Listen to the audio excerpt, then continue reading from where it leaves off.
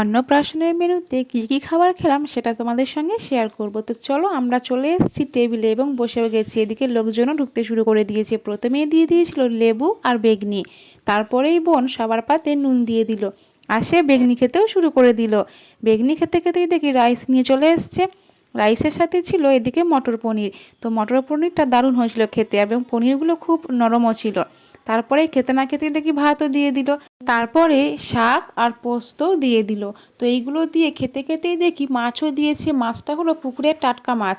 মাছ খাওয়ার পর মাংস দিল, এটা ছিল খাসির মাংস। তো এখানে মামা কি বলছে সেটা তোমরা শোনো। তারপরেই চাটনি আর পাঁপড়ও দিয়ে দিল। এটা খাওয়ার পর দইও চলে এলো, আর দই খেতে কার না ভালো লাগে। তো দই নেওয়ার পর আমি দুটো মাত্র মিষ্টি নিয়েছিলাম, কারণ বেশি মিষ্টি খেতে ভালো লাগে না। শেষে হজমলা দিয়ে দিল। তো ভিডিওটি এই পর্যন্তই ছিল। তারপরে নেক্সট ভিডিওতে দেখাবো এই ফুলের রহস্যটা, রঙ্গন ফুলটা আমি কোথায় পেলাম এবং কিভাবে নিয়ে এলাম। তো চলো আজকের মতো ভিডিওটা এখানেই। তো সবাই ভালো থেকো, টাটা।